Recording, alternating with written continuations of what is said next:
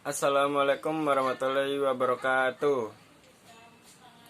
Alhamdulillahirabbil alamin wassalatu wassalamu ala asrofil anbiya'i wal mursalin wa ala alihi washabihi ajmain. Amma ba'du. Pertama-tama kita panjatkan puja dan puji syukur kehadirat Allah Subhanahu wa taala karena berkat rahmat dan hidayahnya kita bisa berkumpul di sini untuk mendengarkan sebuah pidato yang akan disampaikan oleh saya. Salawat serta salam tak lupa kita junjungkan kepada Nabi besar kita, Nabi Muhammad Sallallahu Alaihi Wasallam. Di sini saya akan menyampaikan sebuah pidato yang berjudul tahapan-tahapan dari di dunia menuju ke kehidupan yang abadi atau ibarat disebut kehidupan di akhirat. Hadirin yang berbahagia, di dalam tahapan ini kita dibagi menjadi 7 tahapan. Yang pertama kita masuk ke tahapan yang ke alam barzah atau alam kubur, yang dimana manusia nih, di manusia yang setelah meninggal terus dia akan dikuburkan di dalam tanah. Nah, dikubur di dalam tanah itu yang dinamakan alam kubur atau alam barzah. Nah, di alam barzahnya ini tuh kita baru masuk ke alam barzah, kita bertemu oleh 2 malaikat yang bernama malaikat Munkar dan Nakir, yang bertugas itu di dalam kuburan itu, yang bertanya kepada kita tentang kehidupan kita di dunia. Terus juga ada intinya juga sih, kita ditanyakan Tuhan kita, Nabi kita, kitab kita, teman kita kan, dan selainnya. Kemudian jika kita ditanyakan oleh malaikat Munkar dan Nakir, mulut kita tidak berbicara, melainkan dari anggota tubuh lain kita, tubuh lain dari mulut, ibaratnya kayak hidung, kuping, mata yang akan berbicara nanti kan.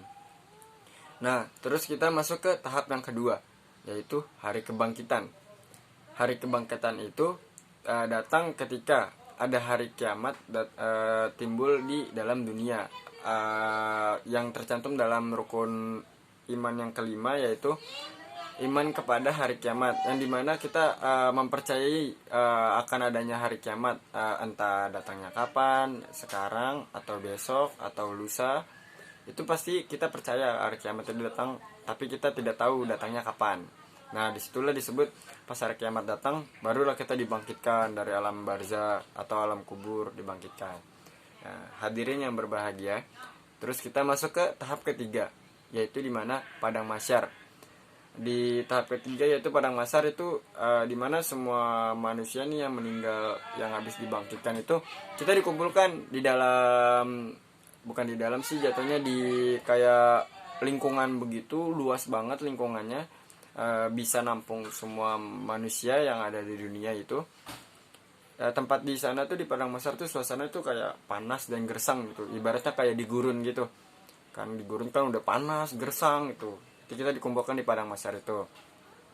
Di padang mahsyar juga tidak dibeda-bedakan mana yang muda, mana yang tua, tidak, semua digabung, dari anak-anak, remaja, orang dewasa maupun orang tua. Kita dikumpulkan menjadi satu. Kemudian kita masuk ke tahap yang keempat. Yang tahap keempat adalah tahapan yaitu Yaumul Mizan. Adalah Yaumul Mizan itu hari pertimbangan amal baik dan amal buruk.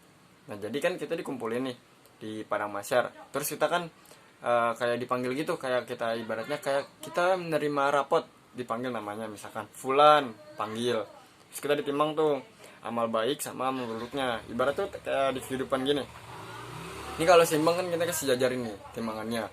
Kalau misalkan amal baiknya lebih berat dibandingkan amal buruknya, amal buruknya ringan gitu, jadi posisi begini, ini amal baik di bawah, terus amal buruk di atas, karena amal buruknya lebih ringan daripada amal baiknya gitu.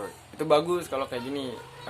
Kalau misalkan yang lainnya, lawan dari sininya amal buruknya lebih berat gitu, terus amal baiknya lebih ringan daripada amal buruknya, ini tidak boleh.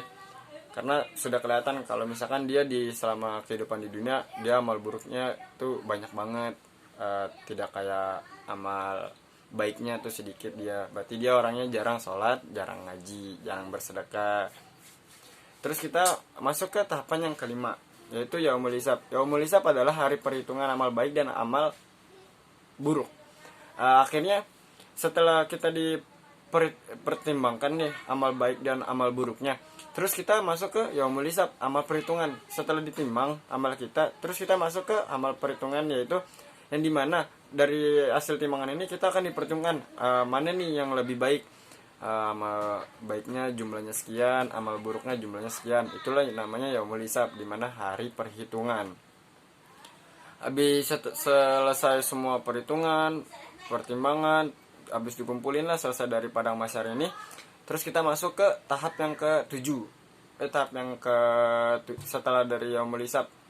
Yang pertama kan yaumul alam barzah atau alam kubur, yang kedua hari kebangkitan, yang ketiga padang mahsyar, yang keempat yaumul mizan, yang kelima yaumul hisab, yang keenam kita masuk ke tahapan yang keenam, yaitu jembatan Shirathul Mustaqim.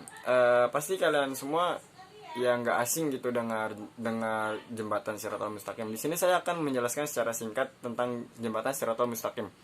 Jadi jembatan Shirathul Mustaqim itu adalah jembatan yang dibentuk dari satu helai rambut yang akan dibagi 7. Bayangkan, satu helai rambut dibagi 7. Satu helai rambut aja itu, aduh, udah kecil banget ya gitu. Terus dibagi 7, gimana bisa ngelewatin jembatan itu? Saya pernah dengar cerita gitu, kalau jembatan Shirathul Mustaqim itu yang hanya bisa ngelewatin itu hanya orang-orang yang beriman. Hanya orang beriman. Diambil kisah dari, kalau misalkan nih kita ada di kehidupan Lebaran Idul Adha, terus kita berkurban kambing, karena kan kambing dihitungnya satu orang. Berkurban kambing, kita nanti ngelewatin jembatan Shirathul Mustaqim itu kita akan menggunakan kambing. Jika kita berkurban ayam, kita akan menggunakan ayam. Jika kita berkurban sapi, kita akan melewati jembatan itu, kita naikin sapi gitu. Kalau saya dengar ceritanya dari ustadz-ustadz kayak begitu. Kemudian kita masuk ke tahap yang terakhir. Tahap terakhir adalah surga dan neraka. Jadi kita kalau misalkan di hari perhitungan kita amal baiknya lebih banyak, terus amal buruknya sedikit, terus di hari pertimbangan juga amal baiknya lebih berat daripada amal buruknya, kita bisa melewati jembatan Shirathul Mustaqim, itu pasti dijamin itu masuk surga. Dijamin masuk surga. Nah, dan sebaliknya, jika kita amal buruknya banyak daripada amal baiknya, terus pas dipertimbangkan amal buruknya lebih berat daripada amal baiknya, terus kita juga tidak bisa melewati jembatan Shirathul Mustaqim, itu otomatis masuk neraka.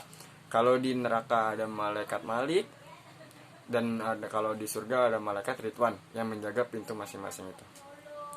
Hadirin yang berbahagia, cukup sekian pidato dari saya.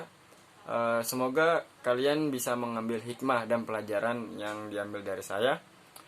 Pokoknya kita di dalam kehidupan di dunia ini, kita hanya mengontrak atau sementara saja, tidak abadi yang kayak di akhirat. Jadi kita berbuatlah baik, sebisa mungkin kita berbuat baik untuk orang lain, untuk Tuhan. Pokoknya kita rajin sholat, rajin mengaji, sedekah sama anak yatim, baik sama anak yatim, sering berzikir.